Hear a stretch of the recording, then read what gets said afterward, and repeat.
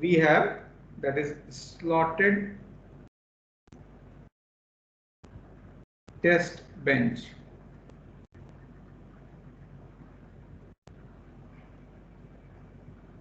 Okay, this is a slotted test bench. So it is, first of all, it is a microwave test bench. Microwave test bench, and it is used for X band of frequencies. X band of frequencies which are from 8 to 12 gigahertz, not beyond, below that, not beyond that, only 8 to 10 gigahertz. So the reason why we are going to use, it depends on the dimensions of the waveguide. So this broader dimension, this A, that is, that is C by F equals to, that is TE10 mode is C by 2A. So you can determine the, if you substitute F equals to 8 gigahertz, that is for the TE10 mode, and if you substitute the velocity of light in the medium, because it is air, so you can get the A of this one. You can get the, what are the broad dimensions of your waveguide. Okay, so we will use, so its cutoff frequency is 8 gigahertz. So it cannot be used below that, because so we have the cutoff frequency. It will be cut off by this one. It means it is cut off by its waveguide dimension. Now another is that why 12 gigahertz? Why we have given the higher frequency limit 12 gigahertz? The reason behind is that so the next mode, which will be either TE20 or maybe some next higher order mode. That is higher order mode. If you calculate, if you substitute A, if you take this A, and let us say that if you take A equals to 2B, considered to be standard waveguide, then the next higher order mode is going to appear. So your performance, or your whatever this performance of your waveguide will be, you will having the multi-mode. So you have, so instead of having, this is single mode, so let us say this is 8, this is 12, so then next mode is going to appear here. So we do not want to have this, we have plotted omega, or let's say it is frequency versus beta, that is propagation constant or phase constant. So we want to operate our this waveguide only in this mode or in this region. Okay, in this, for the first mode, that is why we are using this. So we will be using for the 8 to 12 gigahertz this waveguide. Now what we are going to see here, so in this experiment we have to do, so generally this is the basic experiment, and this is a basic experiment, and you need to understand the how your test bench functions and what are the components of this test bench, and we can derive many experiments out, or we can do all sorts of many experiment wave using this test bench only. So this generally, due to the pandemic, we are not going to have our actual lab, but we have to just introduce. So first part is you have to get familiarized with the test bench. Second part is that measurement of standing wave distribution on the slotted line with the shorted and the shorted, so that is short circuited and open circuited termination. So this is what okay, so this is what we have: the familiarization of the wave with the waveguide bench, then measurement of standing wave distribution on the slotted line with the short circuit termination, measurement of guided wavelength and the frequency. This we are going to discuss this few of them. Then plot of dispersion diagram. So you have already plotted the dispersion diagram for your waveguide in the for your waveguide in your simulation lab. So now we can see that, we will see that how we can plot it here also, finding the internal broad dimensions A of a waveguide and measurement of the VSWR of a load. So generally this experiment, it takes 2 lab class to complete this experiment. So let us say that, let us familiarize with the first this familiarization with the waveguide test bench. That is very important, that you need to understand what is this one, that is waveguide test bench.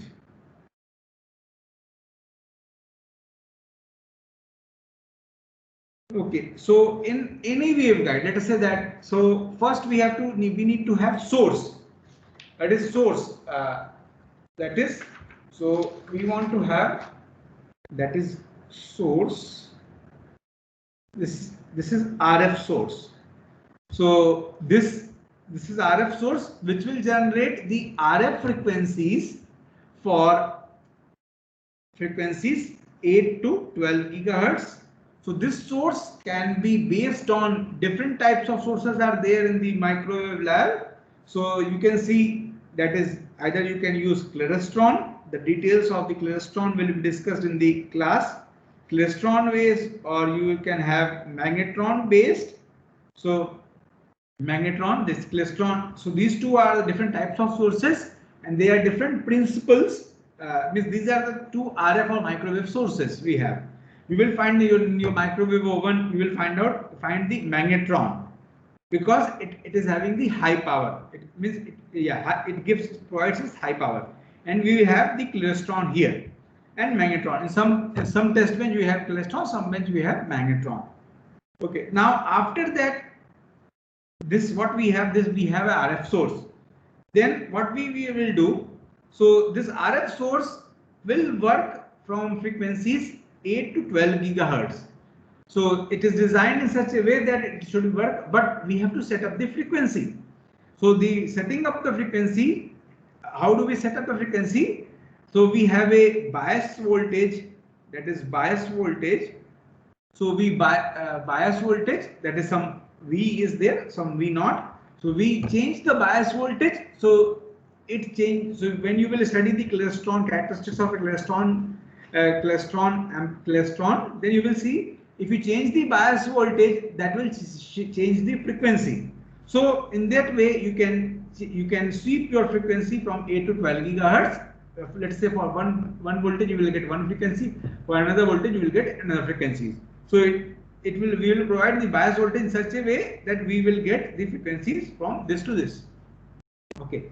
After that we will have, this is our source, RF source, which will generate the RF frequencies of not very high power. It is something like I don't remember the power. It will be 1 milliwatt of power will be coming out from here.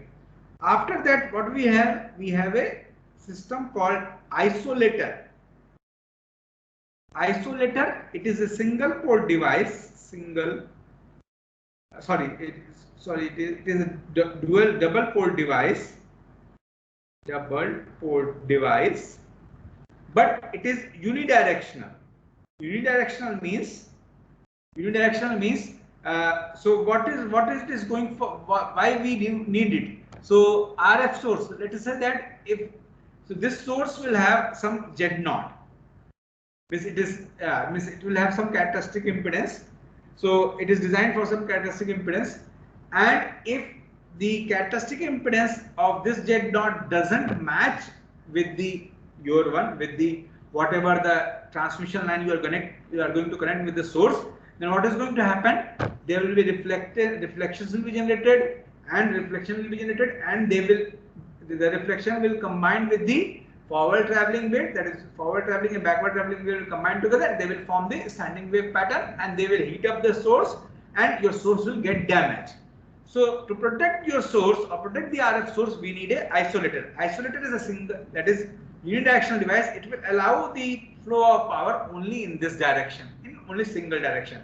So that is, you will have only transmission. You will not have any reflection. Means there will not be, even it is not matched, so you will not have any reflection. No reflections will be there. Only transmission will be there. Whatever is coming here, it is going in that direction. So in that way, we protect our RF source. RF source is protected in this fashion. So once this is done, okay, once this is isolator is set, so isolator is basically isolator uses some some ferrite materials. That is ferrite materials which can provide us this type of characteristics, means unidirectional characteristics. So that power can flow only in one direction. Okay, this is ferrite material. After this is done, then what we have another thing is called attenuator. Attenuator is very important. So I will tell you what do you mean by attenuator. So as name indicates, attenuator, it attenuates the signal. So attenuates means if I will say I have the attenuator of 0 dB. 0 dB means it is linear, so it is not attenuating any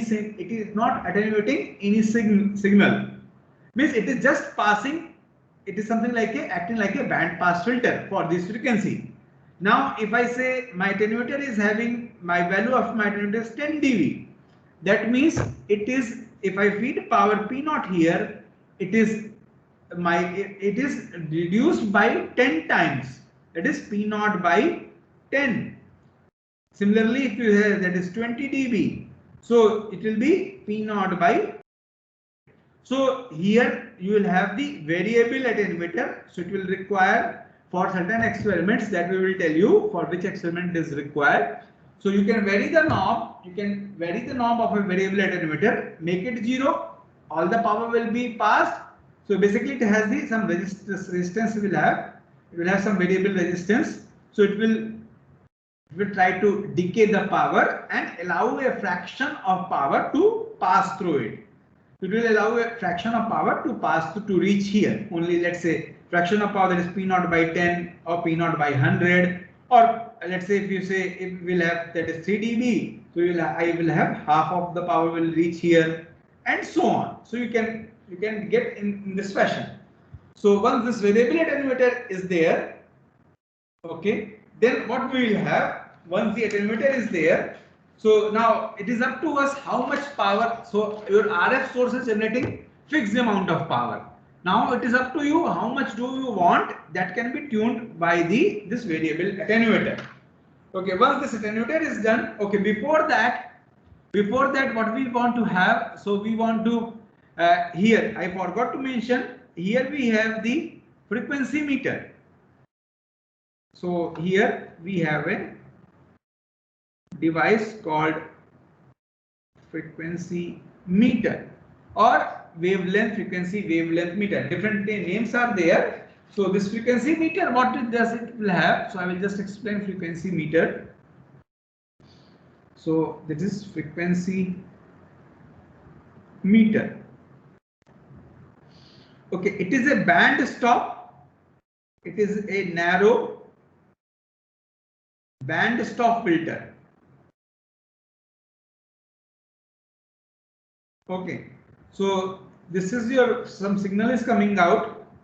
It's something like this. So it is something, the signal is, this is a waveguide iris, and I will connect this frequency meter. So if the resonant frequency, let us say that it is, frequency meter is a cavity meter. It is also called cavity meter because it uses a circular cylindrical cavity. Okay, so if you feed power, let's say at F naught, so F naught, no problem. So you will get all the power F naught here. Let us say that it is detuned. Detuned means it is having, if I draw the side view, it's something like this.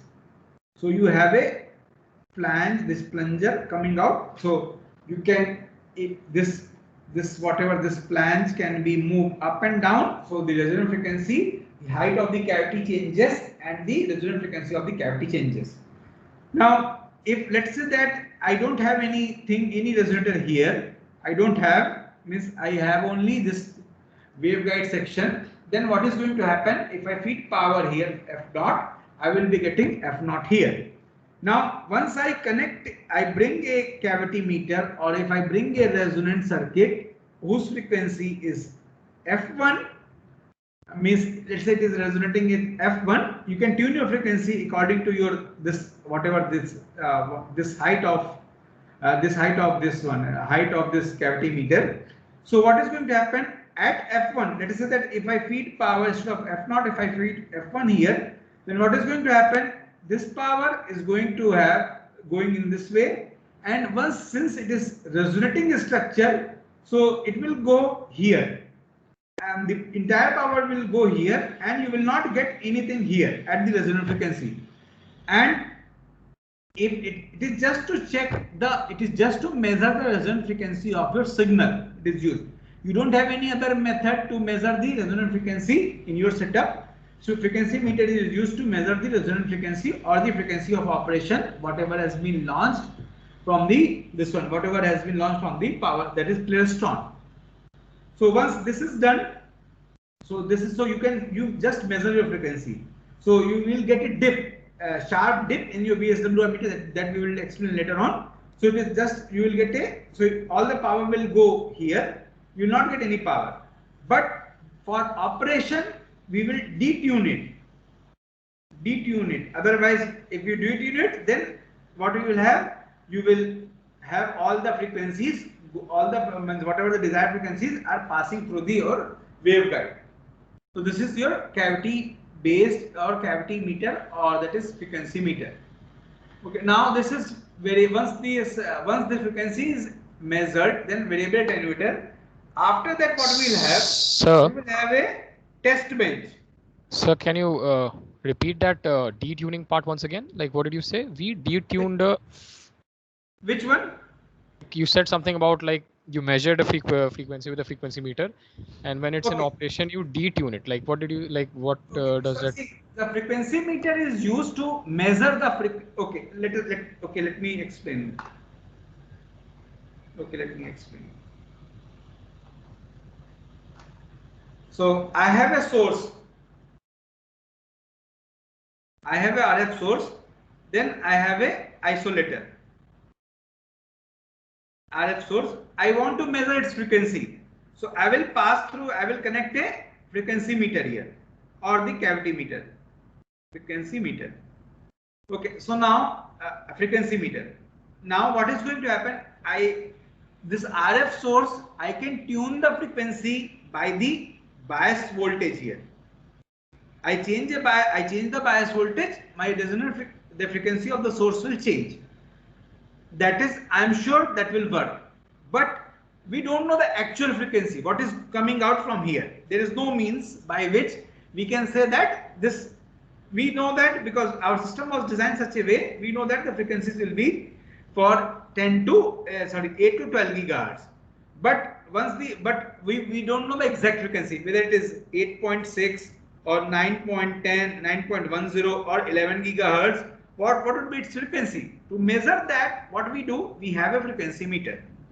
The frequency meter operation is like that. So it is something like a tunable cavity is there. So it is something cylindrical cavity is there, and a diaphragm is there. So it is moved from the top. So we rotate it on the top. So we can change the height of this one. So the frequency will change.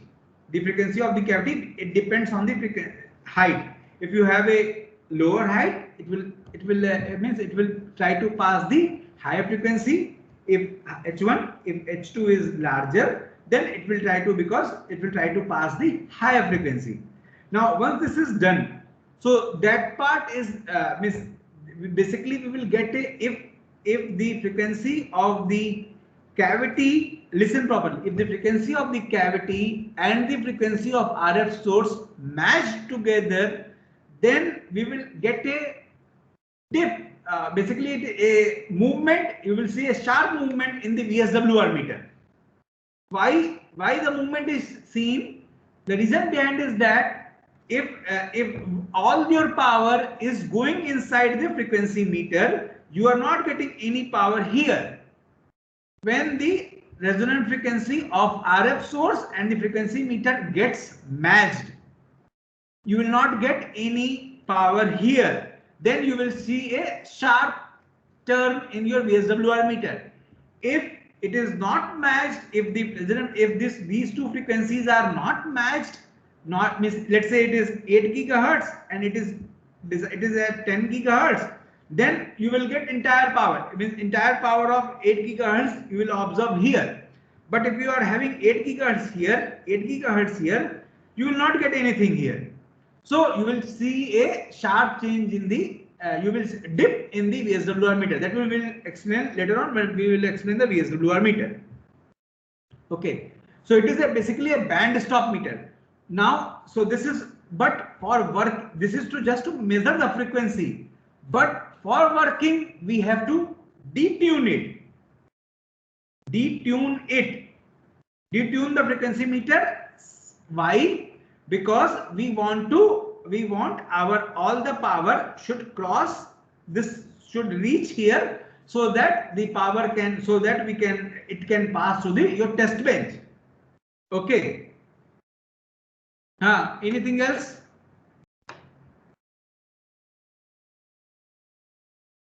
So is it clear, or any question in this? Is it clear, sir? Okay. It's clear. So you have to detune it while working. Detune it while working. Only just to measure the frequency, you will see a dip in the frequency meter. In the VSWR meter. Then it will be matched. Okay. So once this is done, so we have, then we will move to the, this one, another one. This is, we have the test bench. Not test bench, we will have the slotted line section. Slotted line section, or it is called carriage.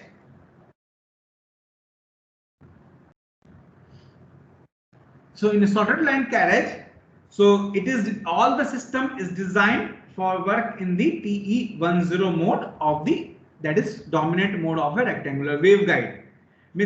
So if we see in the slotted, this is slotted line, or slotted section. So now I will explain what is slotted line section. So slotted line, what we will have in the slotted line. Okay, let me draw here. So it is same simple waveguide, just a simple waveguide. Okay. Now simple waveguide, but here it is slotted.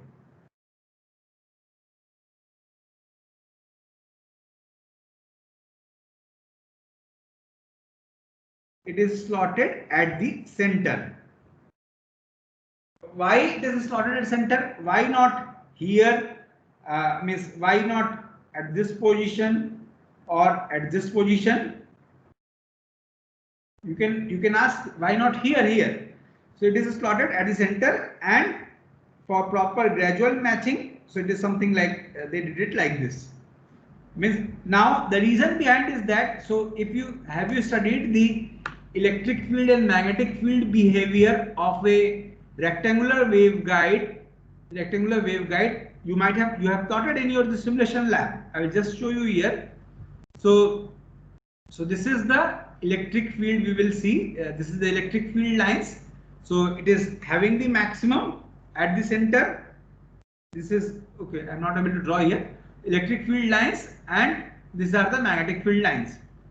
Okay, now, so I will not study, so I will the basic idea you will get it from the surface currents.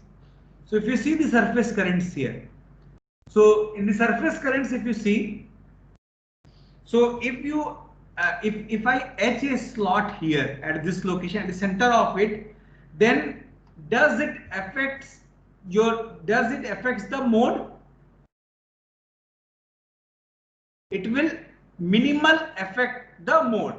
But if you offset your slot means offset from the center here or here, means offset from the center, then you are changing the current, and your slot will be radiating in nature. Why radiating? You can ask the question, why it radiates? If I move from the center to offset, it will radiate, but if it is in the center, it will not radiate. Okay, so I will tell you. So okay, let us, so you have seen the surface current. So I am drawing the top view. So it is something like you have seen here. If you see here, okay, just I will copy it and then.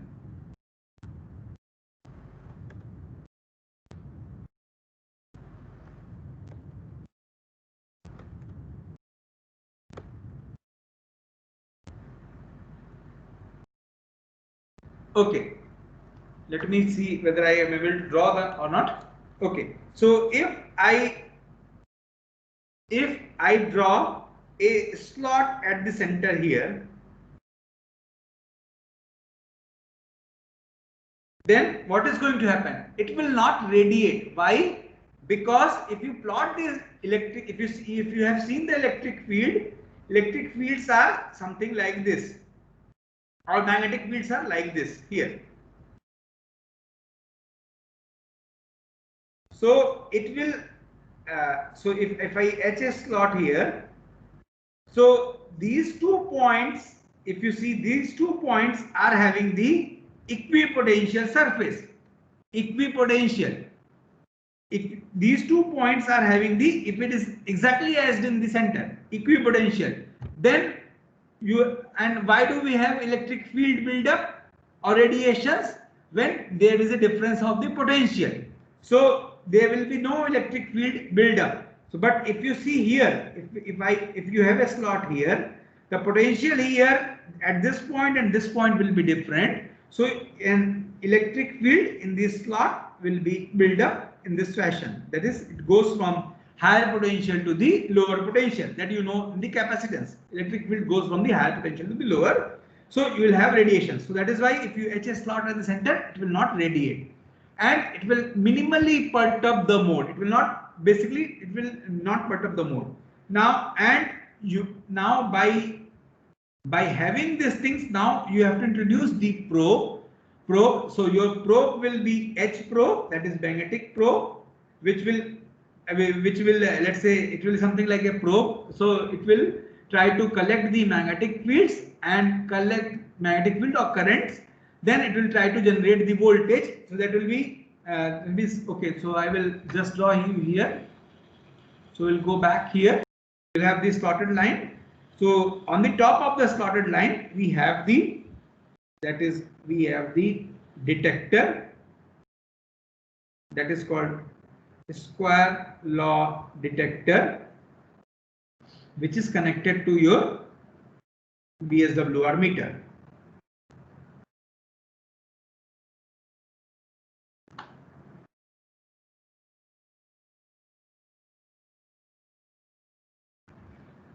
So this whatever this is slotted line, so this probe will be connected, and this probe works at low frequency, that is 1 kilohertz.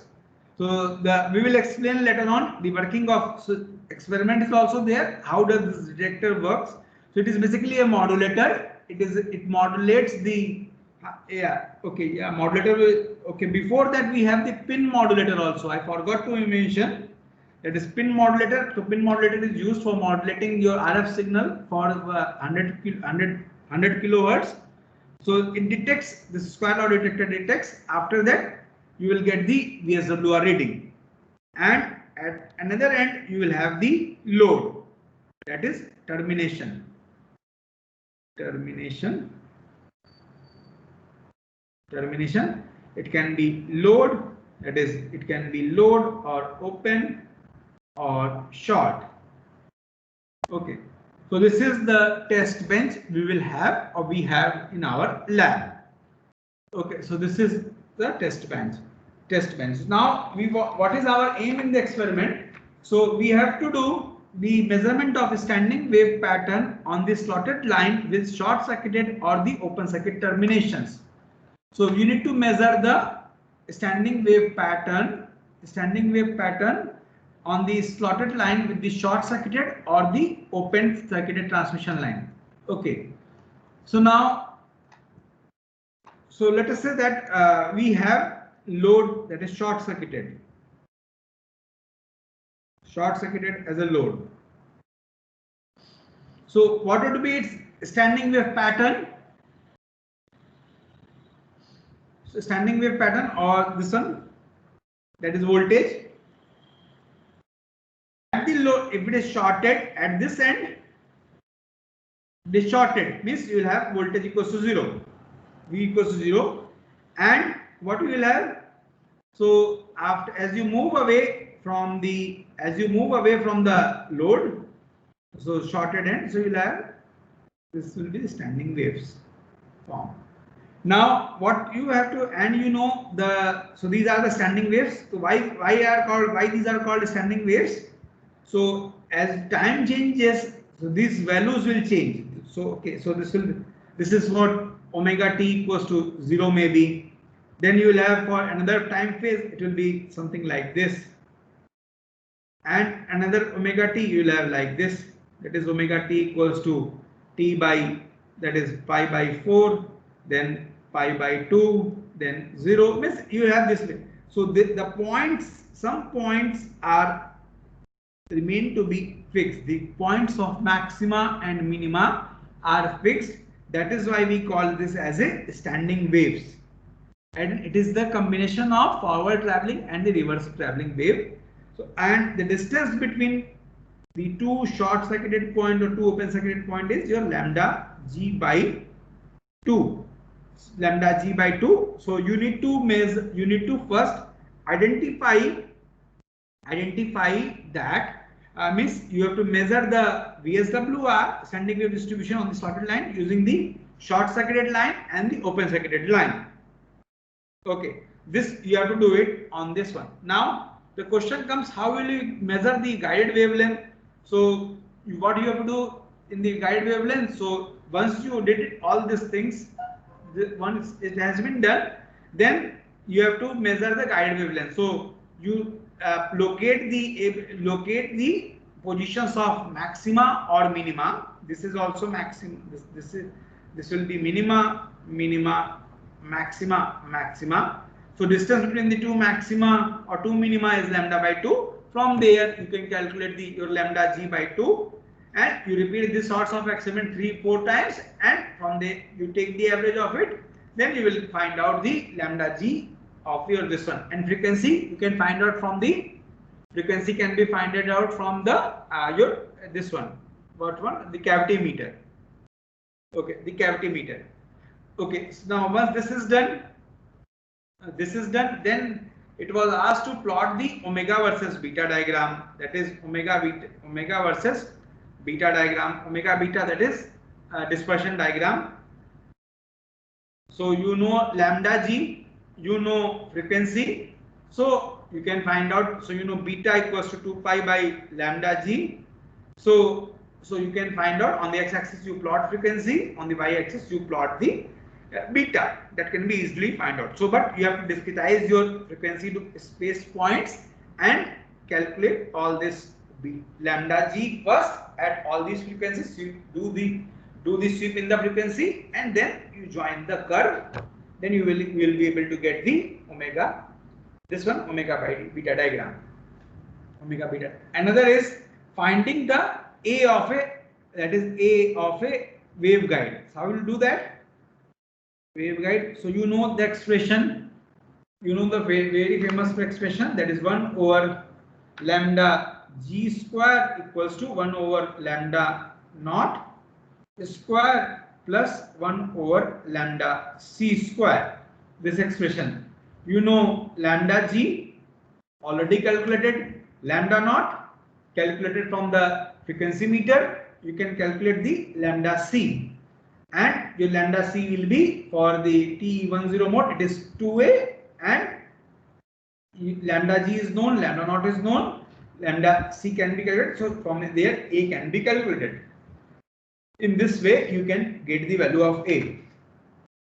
Now, so this is some of the experiments that we need to, some of the things that we need to understand.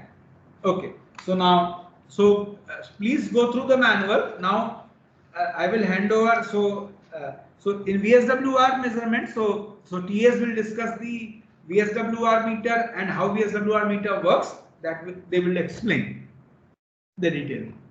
Okay, I will hand over to the TAs. Bhanu.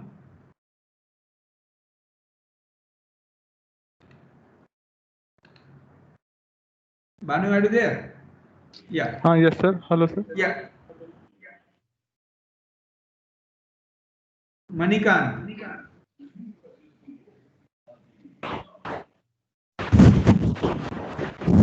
Yes, sir. Yeah.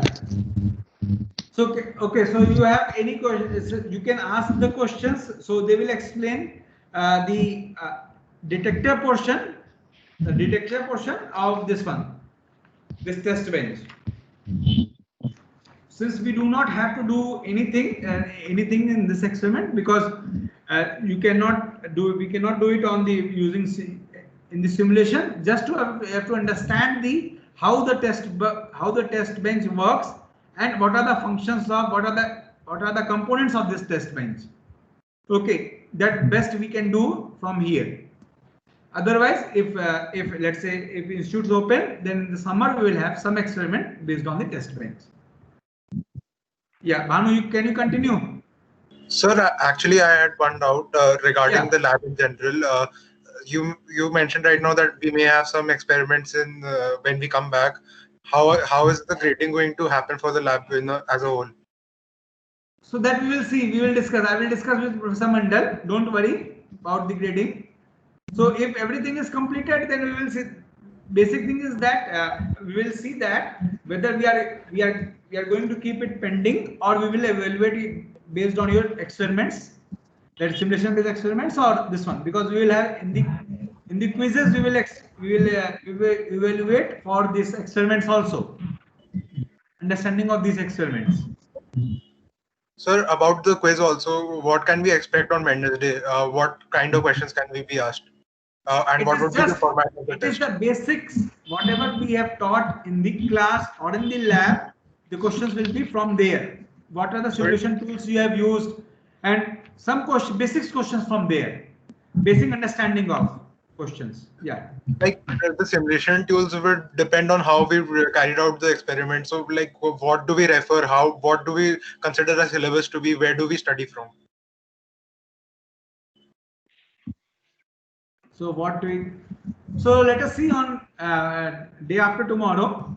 Day after tomorrow we have on the Wednesday. It will be basic from the, it will be from the class and this one. Yeah. So you can ask, it will be better if you can ask from the Professor Mandal. So tomorrow do you have class? No, sir. I thought we could ask Mandal sir in class today. So you can just send him an email in this regard.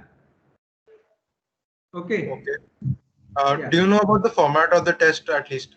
It will be objective questions only. MCQs. Yeah, objective or one word answer. Okay. And one more thing. So next week is Durga Puja holidays, DP holidays. So we don't have lab, but after the next week, that is when I will tell you. So we are going to have from 2nd November, we are going to have lab Vibas. Vibas will be taken by the TAs. Okay. So please be prepared. So we are giving you near about 2 weeks are there. So it will be from the syllabus is from whatever is being discussed in the class and lab class or theory class. Okay. Sir, in the Viva, is the part of simulation covered in the Viva? Definitely it will be covered because it is lab. It is Viva based on the lab here. It's for the grading of the lab. But sir, we are submitting reports, we are giving quizzes, we'll do a Viva, we'll also come back and do experiments. What is the weightage regarding everything? So we can prioritize this. After all, it is a 2 credit. We will see that. Don't worry about don't worry about all these things. We will see that. But it is our efforts going into the lab. We need to at least understand where should we put more effort in, where should we take a little less effort. The main thing is that you have to if anything is not clear, then you can ask us. Okay, so it is not like that. Just whatever we have taught in the class. Please go through the books. Please go through the manuals which are available online. Okay. So like HFSS manual is like 800 pages long. I'm not asking the HFSS. We are not going to ask anything about the HFSS. Okay, so basic questions will be asked about the HFSS, not detailed question. Okay. Like what is basic in HFSS? Like we have done the experiments, we know, but we do not have any model. Like this is the first time, right? So if we had any kind of model questions or any kind of sorry, we cannot provide you model questions. So this is like first time also we are doing also this type of lab sessions. We are not comfortable with that also, but we have to do that. So at least like we should know the weightage of the quizzes and the That Professor Viva. Mandal will tell you. Don't worry. Okay, sir. Okay. So now Bhanu, you can start. Or Manikant.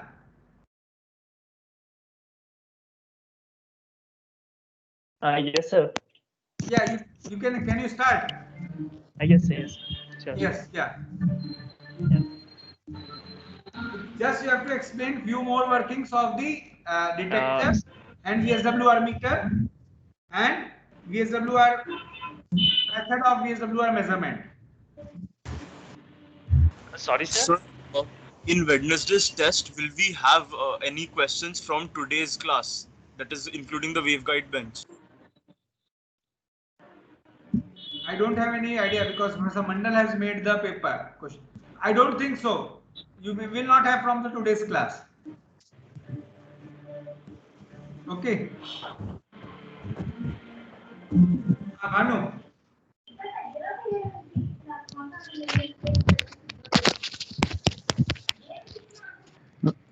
Manikant, you are not audible. Yes, sir. Yes, sir. Yes, sir. Ah. Hello. Let Am I Manikant audible? start, Bhanu. Yeah, Bhanu, tell me. Bhanu.